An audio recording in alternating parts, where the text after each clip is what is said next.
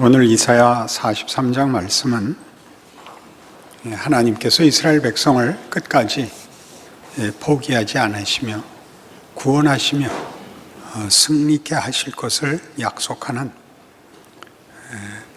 이사야 40장 이후에 그 약속들이 이렇게 반복되는 중에 나오는 특별한 장입니다. 역사에 개입하시고 이스라엘의 모든 못난 결정에 개입하사 그걸 고치시고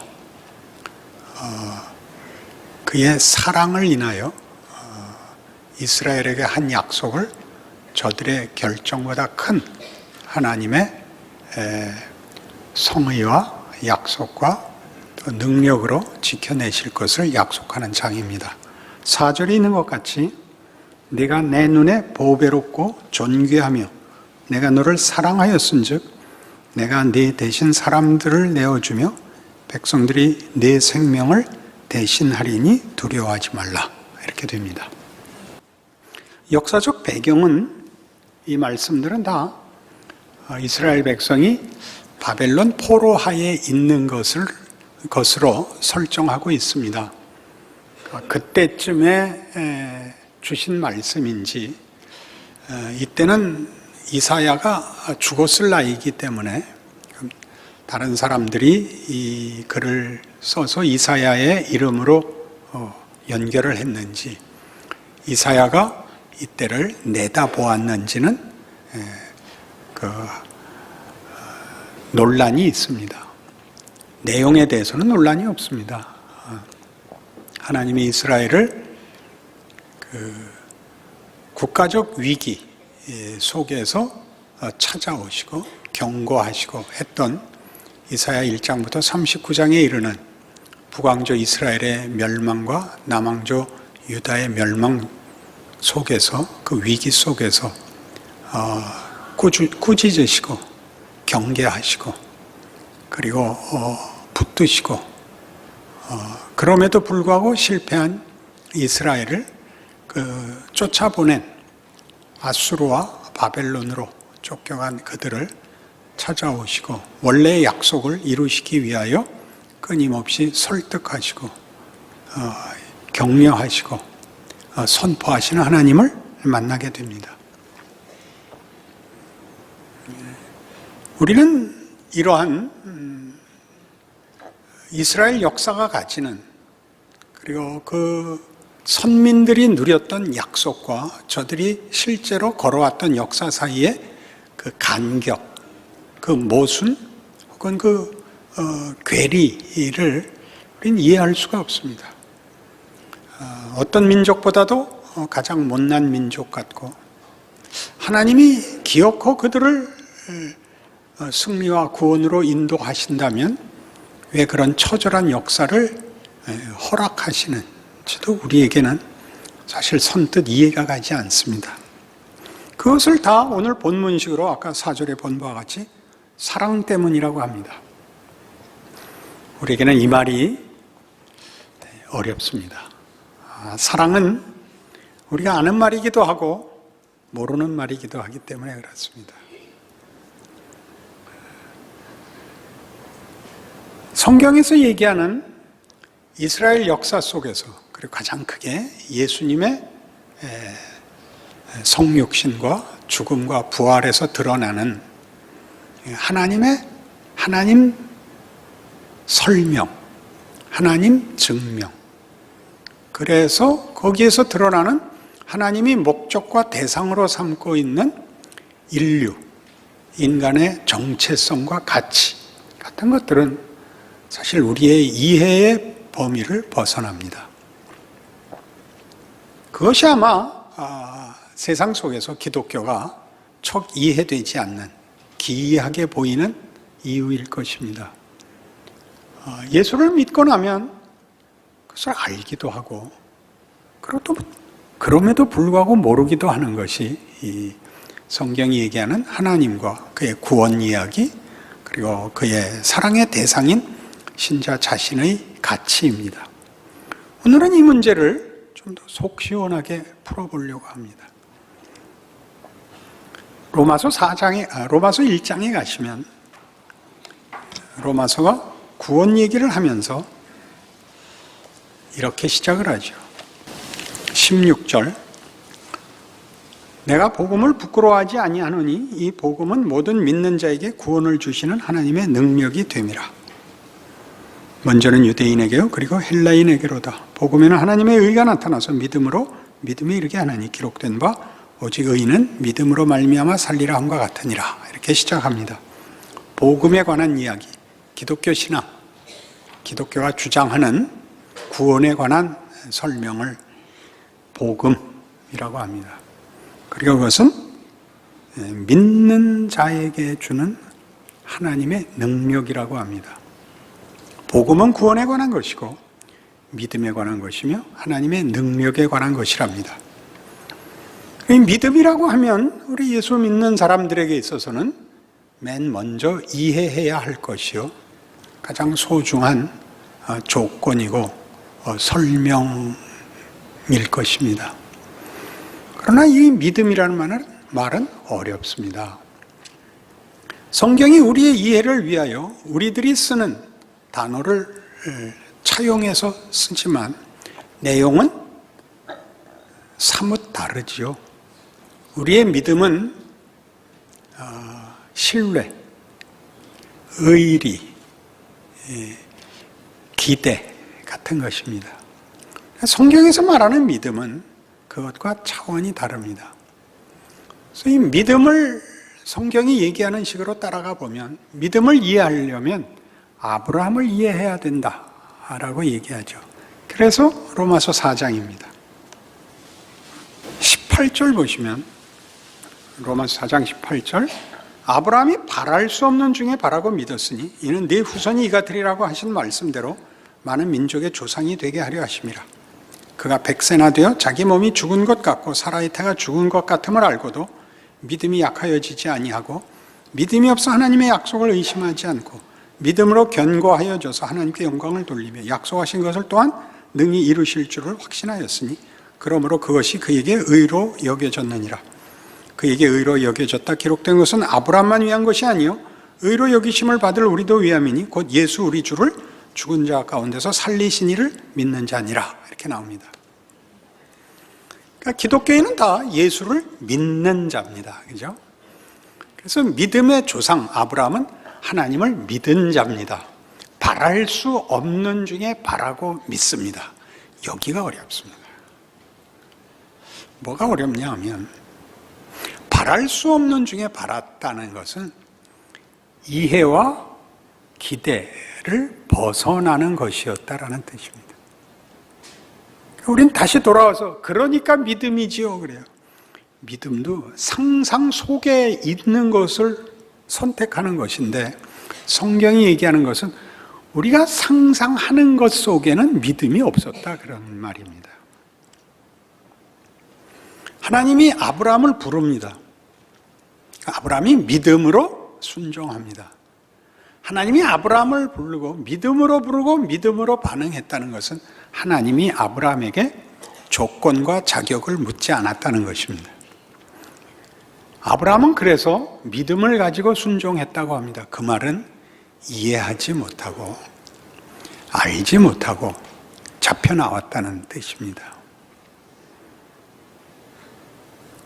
그 말은 우리는 예수 믿는 사람이다.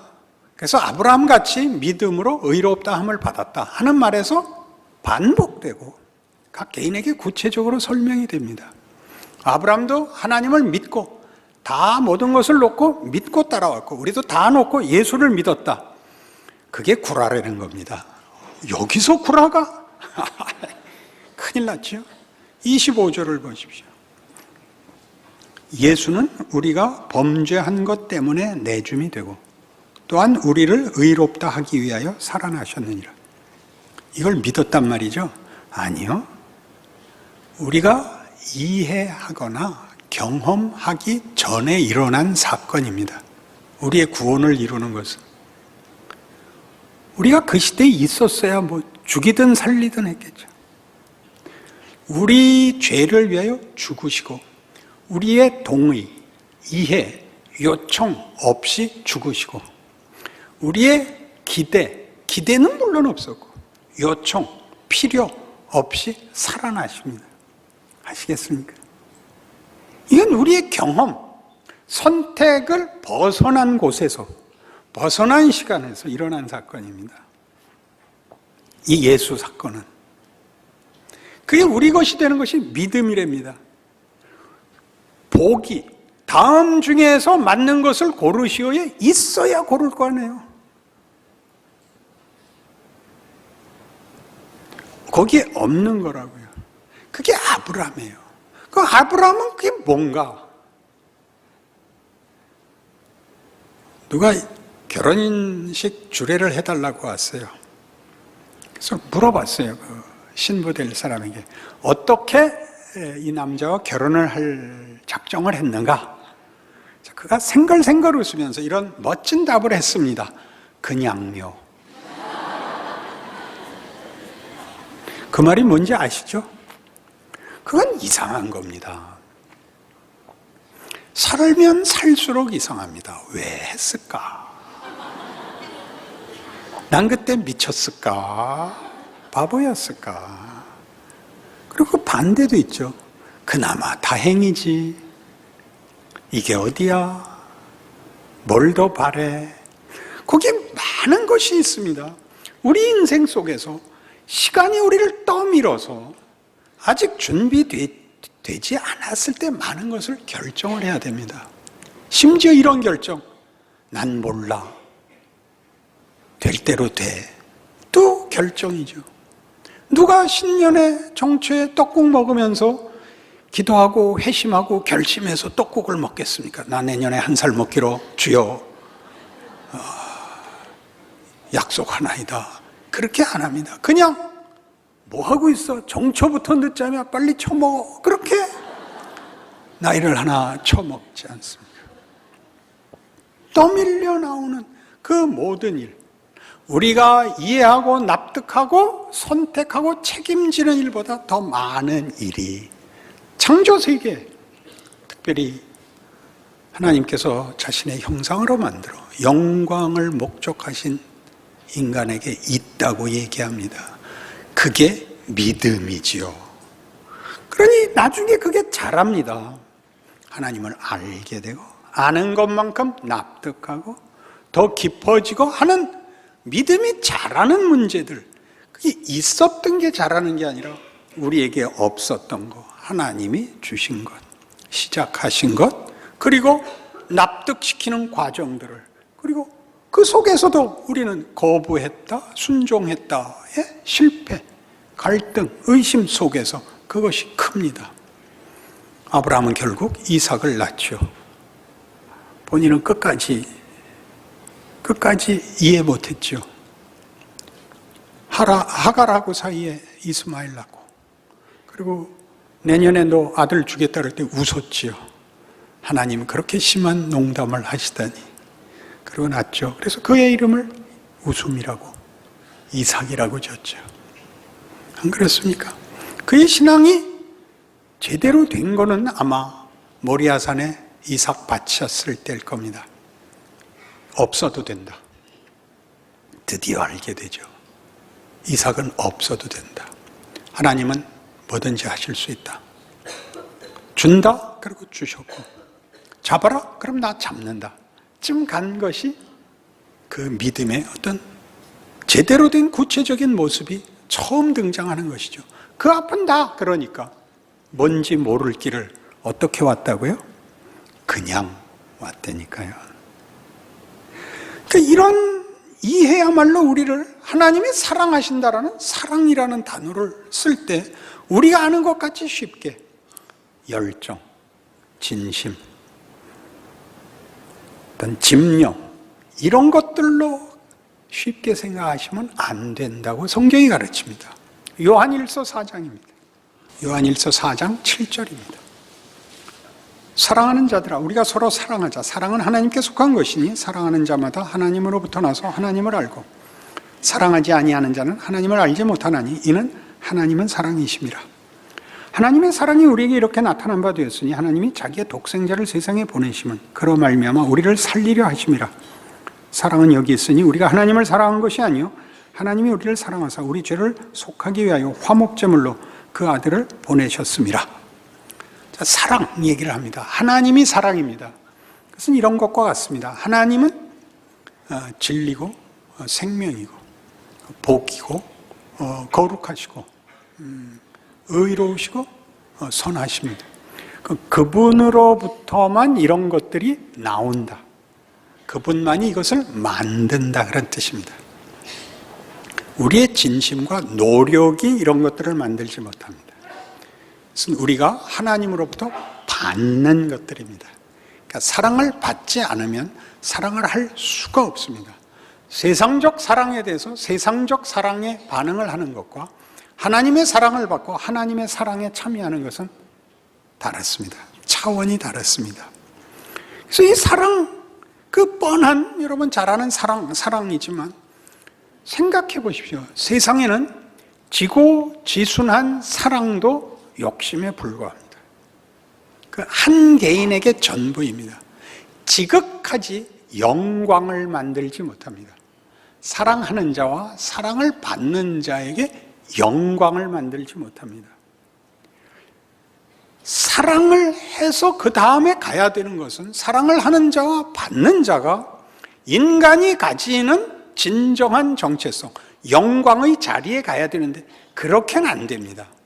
최선의 사랑으로 묶여도 그저 서로 진심을 가질 수 있을지라도 인간이 가지는 어떤 한계를 피조물이 스스로는 만들 수 없는 하나님만이 줄 수 있는 영광의 자리를 갈 수 없습니다. 그걸 하나님이 아십니다. 그것이 그 아들을 보내신 이유입니다. 그 아들을 죽임으로 하나님의 진정성을 보이며 동시에 그로 인하여 하나님이 우리에게 무엇을 목적하고 있는가를 보입니다. 사랑을 얘기하다 왜 예수의 죽음을, 왜 대속사건을 얘기해야 되느냐?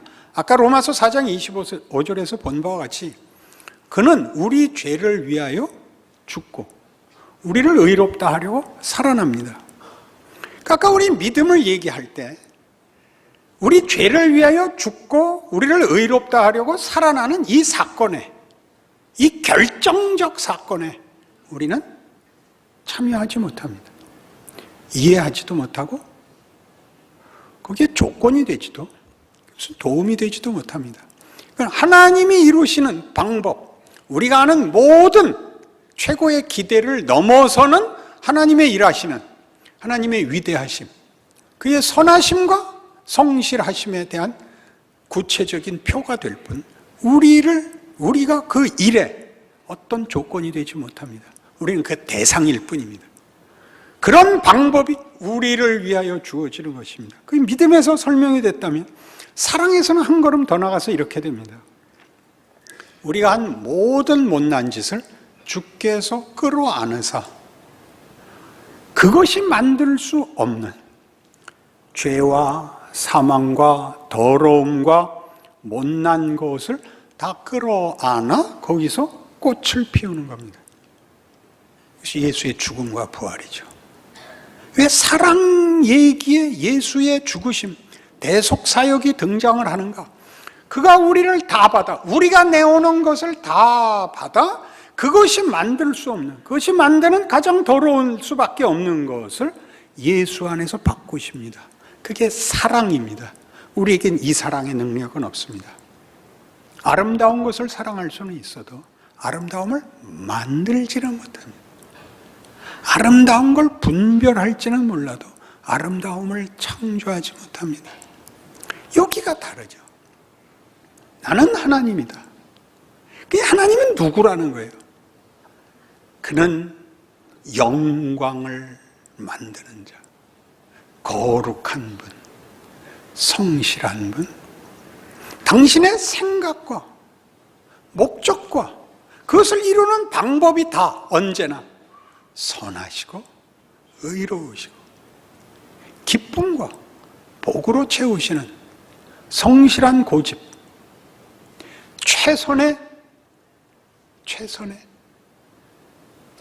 최선의 진정성. 모든 능력이 폭력이나 강제나 공포가 되지 않고 능력이 모두를 살리며 기쁨을 주기 위하여 동원되는 분. 그게 사랑입니다.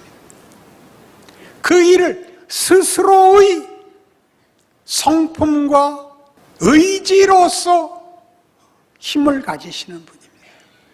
방관하시지 않는 분, 지나칠 수 없는 분, 놔두지 않는 분. 그것이 뭘 만들었죠? 이스라엘의 심판을 만들었습니다. 분노하시지 않았는가? 보복하시지 않았는가? 아닙니다. 이스라엘이 한 것의 결과를 보여줍니다. 봐라. 너희가 선택한 것이 무엇인지 봐라. 탕자의 비유죠. 작은 아들이 재산 달래서 나가는 것 보내줍니다.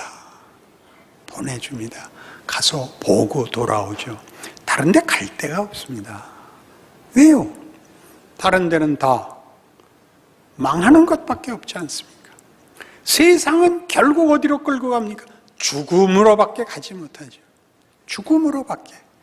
여기에만, 기독교에만 뭐가 있죠? 영생이 있습니다. 그건 다만 시간의 연장을 말하는 영생이 아니라 가치가 있다는 뜻이죠. 세상은 가치라고 생각하고 승리라고 생각했던 것이 그렇지 않다라고 얘기하는 것이 죽음입니다. 그것이 만일 진정한 가치라면 영원히 가치를 가져야 됩니다. 그것이 영원한 승리라면 영원히 승리가 유지되어야 합니다. 세상엔 그것이 없습니다. 서로 보복하는 게 전부죠. 여긴 다릅니다. 그게 사랑입니다. 그런 거룩한, 아니 하나님이 자기가 아쉬울 것도 없고 도움받을 일도 없는 걸 왜 이렇게 열심히 하는가? 그러니까 하나님이시죠. 나는 여호와 네 하나님이라. 나는 거룩한 네 하나님이니라. 나는 내 영광을 우상에게 주지 않겠노라. 난 이 꼴을 못 본다. 이렇게 대강하지 않는다. 나는 하나님이다. 내가 다스리는 나라에서, 내가 왕으로 있는 세상에서, 존재하는 모든 세계에서 나는 내 통치는 모두의 영광과 모두의 기쁨을 끌어낼 때까지 멈추지 않을 것이다. 그러니 너희에게 준 자유, 너희가 선택할 수 있는 기회, 마음껏 나와 씨름하자. 이렇게 된 거죠. 뭐라고 얘기합니까? 걱정 마라. 너 잡혀간 것, 그거 끝이 아니다. 네가 물속을 지날 때 내가 함께 할 것이요. 네가 강을 건널 때 물이 너를 뒤덮지 못할 것이요. 네가 불속을 지날 때 불길이 너를 태우지 못할 것이다. 그럼 처음부터 물에 가지 못하게 하고 불에 가지 못하게 하시지. 거기죠. 우리를 항복시키는 것입니다. 우리가 납득해야 되는 것입니다. 안심과 안전장치에 가둬놓는 것이 아니라 우리가 할 수 있는 모든 선택 속에서 하나님이 목적하시고 우리에게 권면하시는 것에 대한 확인, 동참, 성숙, 완성으로 가는 기회지요. 그러니 우리 다시 본문에 돌아가시면 이런 말씀이 가지는 이 강한 자신감을 보십시오.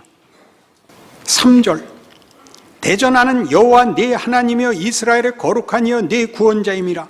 내가 애굽을 너의 속량물로 구스와 스바를 너를 대신하여 주었노라. 이게 무슨 말이죠? 애굽이 이스라엘을 종으로 부리고 살았지만 그게 애굽을 위한 게 아니고 이스라엘을 위한 거랍니다. 바벨론이 이스라엘을 먹었지만 그것이 이스라엘을 복되게 하는 걸로 쓰인 것이지 바벨론의 자랑과 승리와 유익이 되는 것으로 유다가 잡혀가 있는 것 아니랍니다.